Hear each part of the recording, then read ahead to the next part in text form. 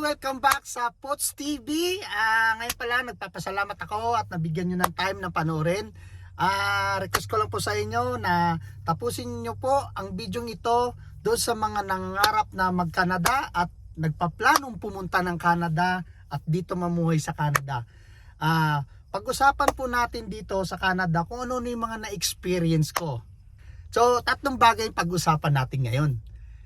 Ang kalakaran ng hanap buhay natin sa Pilipinas kapag pupunta ba tayo sa Canada, magagamit ba natin, tapos yung culture shock at saka yung emosyon. Pero bagong lahat, nais ko munang i-shout out si Tuasik TV sa walang sawang suporta niya sa Pots TV. Thank you Tuasik TV sa paggawa mo sa akin ng logo. And now, back to my video.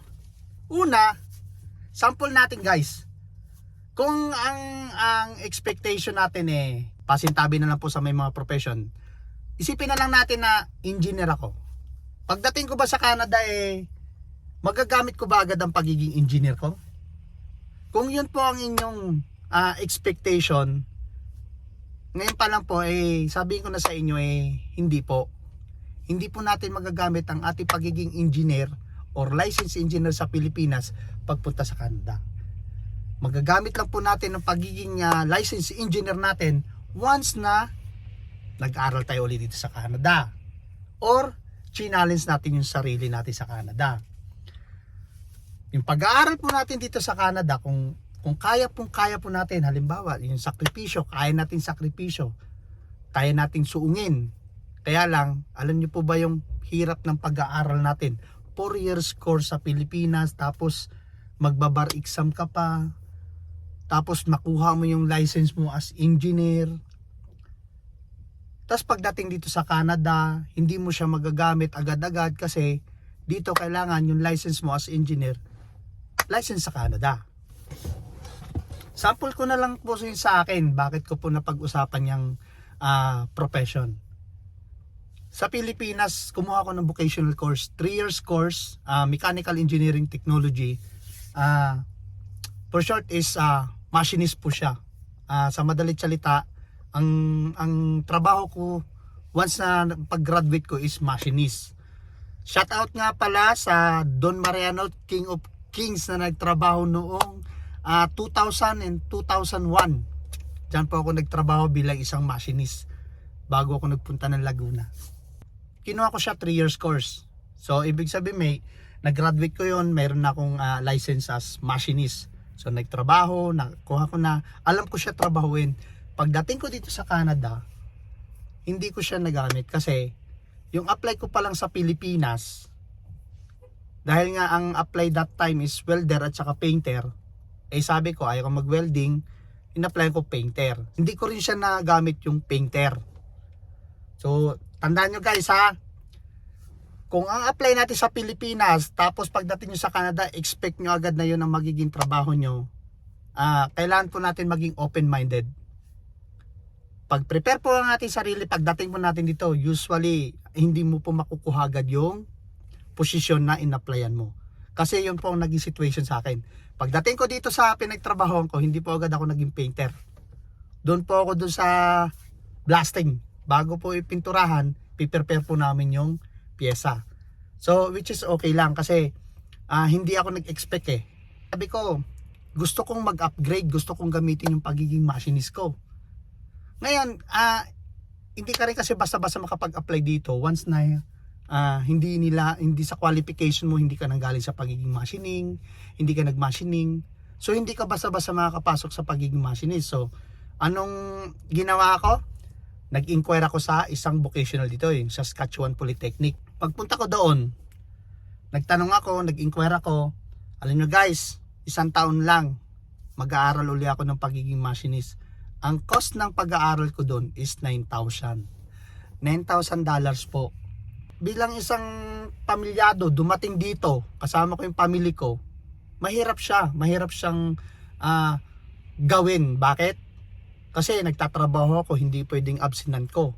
Kasi ang pasok dun sa school na ibinigay sa information, Lunes hanggang Biyernes, maaapektuhan yung pasok ko sa trabaho. So kailangan ko mag-sacrifice. Pag itutuloy ko yung gusto ko na magiging machinist, so kailangan kong i-give up din yung trabaho or i-leave ko ng matagal, 1 taon, na hindi naman pwede kasi considered ko rin yung family ko nakasama. Kung kayo po doktor or nurse, sample lang po, pag dumating po tayo dito, kung willing po kayo na i-challenge or mag-aral uli, tapos paplanuhin nyo diyan sa Pilipinas na pag dumating ako dito, kailangan profession pagdating ko dito, gawin nyo ng planning. Para yung expectation nyo pagdating dito sa Canada, well prepared kayo. Ano man ang susuungin nating challenges, paano natin gagawin yung mag-aaral ako habang nagtatrabaho para masustain ko naman yung ibang mga expenses. Hindi biro kung ang expectation natin nasa Pilipinas, gusto natin pagdating yung profession makuha natin.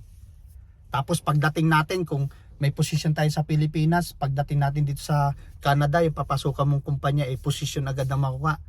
Bihirang-bihira po. Pero sa situation ko kasi, pagdating ko dito, talagang back to basic talaga. Na tatrabaho, sa expectation natin, about sa trabaho. So, wag po tayo mag-expect too much. Then, pangalawa, pag-usapan natin guys, yung culture shock. Isa sa pinakamatinding kalaban ng mga hindi naman pinakamatindi, masyado naman akong exaggerated. Ibig sabihin na pwedeng ikabigla natin na pag dumating tayo dito, pag hindi natin na napagandaan yung sarili natin na pupuntahan natin sa isang lugar, dapat expected na natin na bago tayo dito, so ano yung mga dapat natin gawin pag once na bago tayo sa isang lugar. Kasi nung dumating kami dito, ibang iba po sa Pilipinas. Paglalabas kasi sa bahay, alam niyo na, marami kang makikita naglalakad, marami kang nakikita nagkukwentuhan sa tabi, naglalaro ng basketball kung saan saan. Dito, nung paglabas ko sa bahay, may maraming bahay pero walang tao halos naglalakad. Sabi ko, ano ba yan? Kanina pa ako naglalakad, isang tao lang nakasalubong ko. So, sabi ko, paano kaya yung lifestyle dito? So, nagtaka agad ako, may mga tao ba dito sa bahay? So, ibang-iba. Kumbaga, parang, ano ba yan? Napakaano. Tsaka, isa sa pinakaano guys, yung nakagawian natin sa Pilipinas, yung mga activity natin sa Pilipinas, yung mga hobby natin sa Pilipinas, bihirang-bihira ko na magawa dito. Sample na lang yung basketball. Paglabas sa bahay, naglalaro na agad ng basketball. Dahil nga, pagdating ko din sa Canada, gusto kong maglaro ng basketball, naghanap agad ako ng court. Merong court, ang ganda, pero walang naglalaro. So, magtaka na naman ako.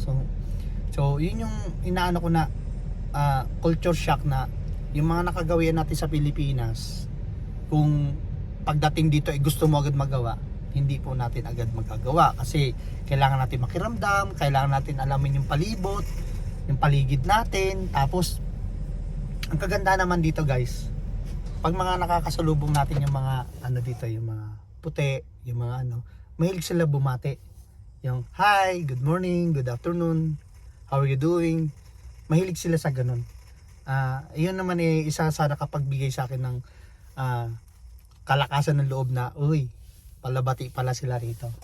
Ang isa pa, yung pagdating ng winter, make sure guys na prepare kayo sa ganun kasi ang winter dito sa Canada hindi po natin maiiwasan or hindi natin baga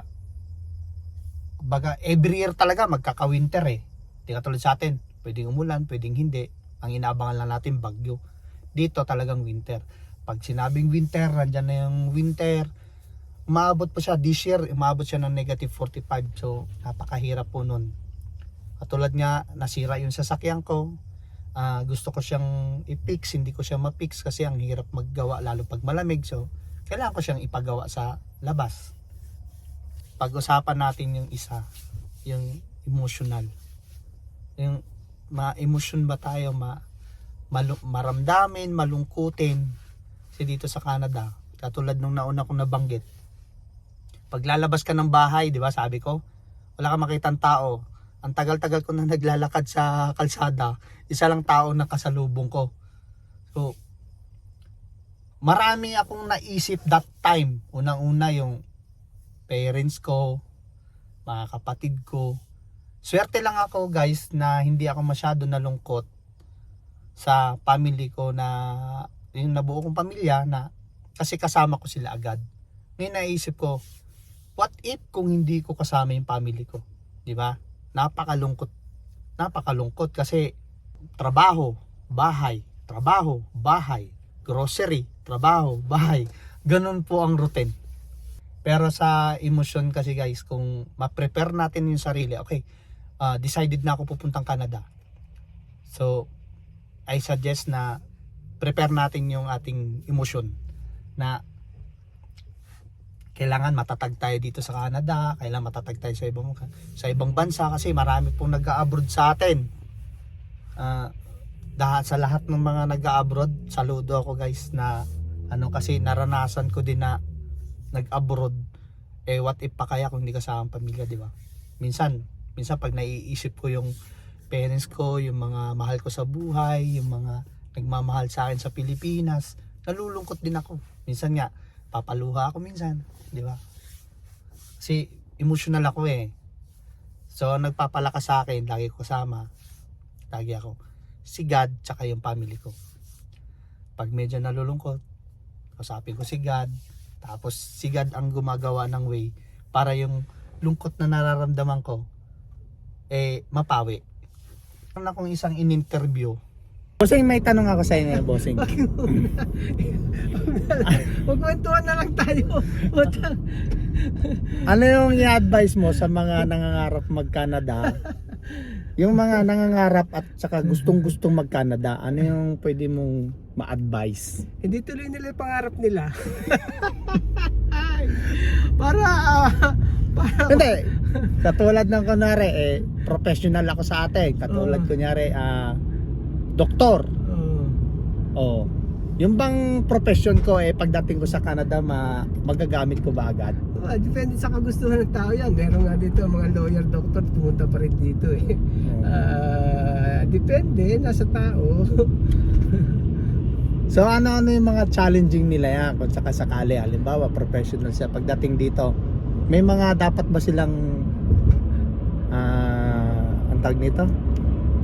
I-apply para maging professional din dito sa Canada? Pwede naman di ba? Mag-aaral uli.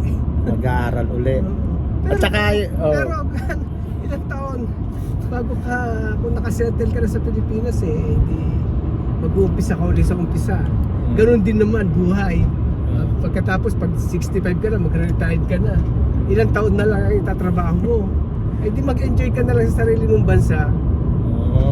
Tsaka isa sa mga naririnig ko, pag professional nga daw sa atin, katulad ng doktor, nurse, at saka yung engineer, kailangan nilang i-challenge ulit dito sa Canada, pwedeng mag-exam. Pero hindi naman lahat gumagawa nun Depende na sa tao nga yung gusto nila.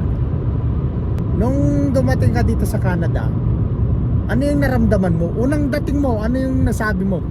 Siyempre malamig. Malamig ang klima. So ibig sabihin dumating ka dito winter? Hindi naman, pero malamig pa rin.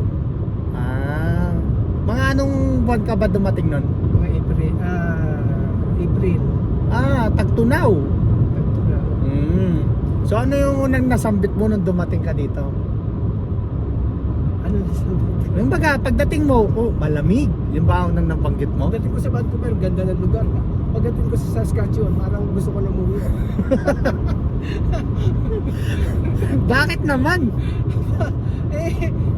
Pakita mo yung paligid natin, puro taniman. Hindi naman ako farmers. So ibig sabihin nung dumating ka dito, nasa small town ka?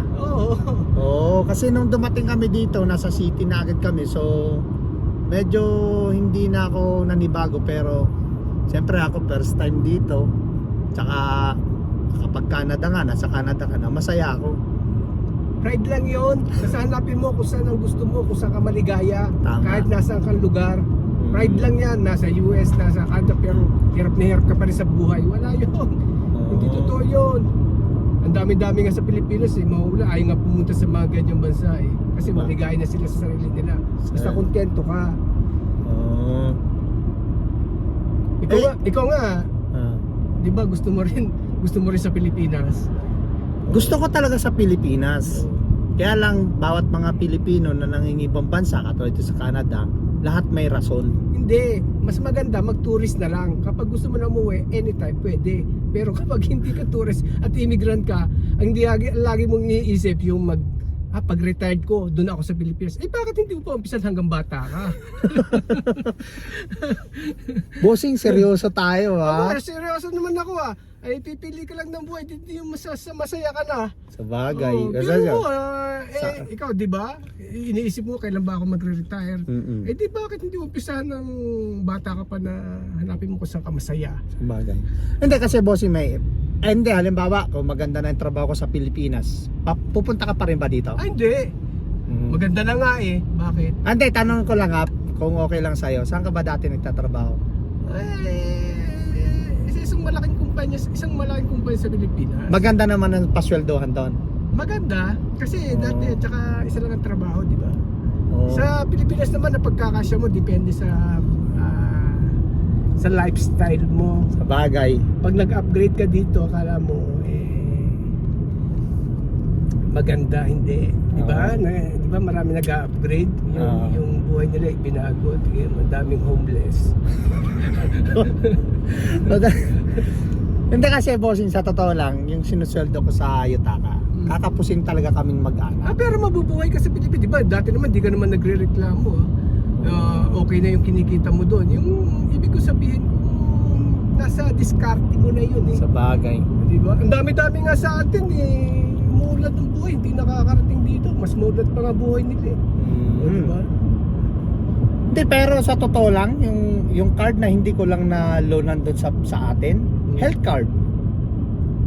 Pero nabubuhay ka rin. Sa bagay. Kasi kung simple lang talaga yung hanap mo.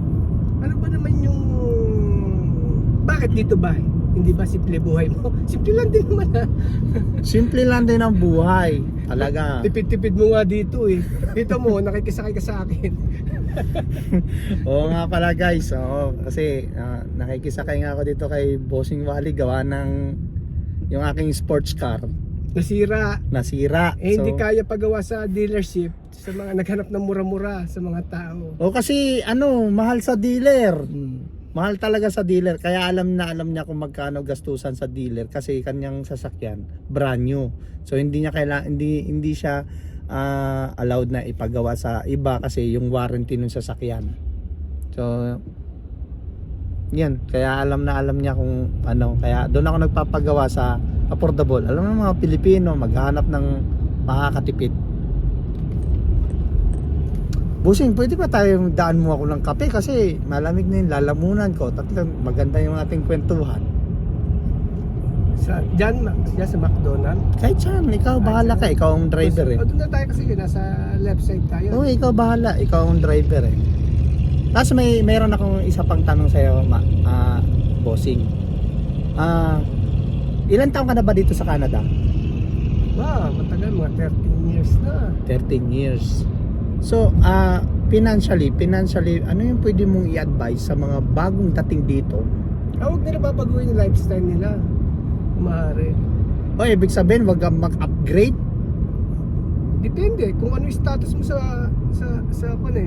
sarili mo. Halimbawa, kung may pera ka naman, walang problema kung may pera ka. Pero kung wala kang pera, ba't mo i-upgrade ang sarili mo? Ikaw din mahihirapan. Mangungutang ka.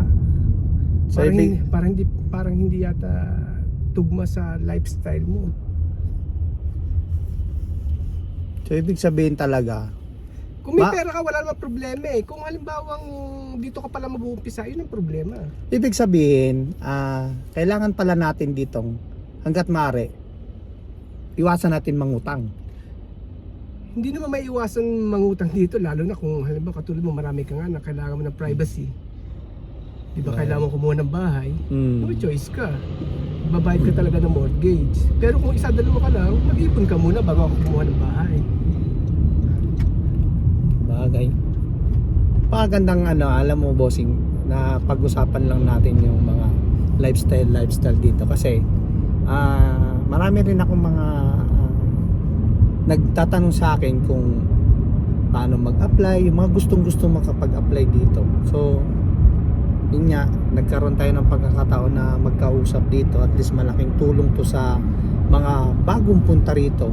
Ako kasi bilang isang nagbablog na gustong makatulong at makapagbigay na impormasyon. Kung maganda ang hanap buhay ko sa Pilipinas at halimbawa may pasintabay na lang doon sa mga may professional, hindi ko po sinasaklawan ng inyong profession, kung ako naman kumikita ng maganda sa Pilipinas, kung mag-i-stay ako sa Pilipinas kasi bakit kamo may mga bagay akong hindi na nagagawa dito sa Canada. Ikaw bossing, tanong kita, ano yung hobby mo sa Pilipinas na hindi mo na nagagawa rito? Hobby?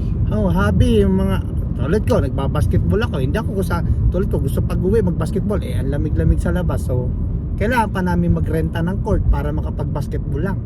Nakakapag-basketball ka ba kahit 3 trabaho mo dito?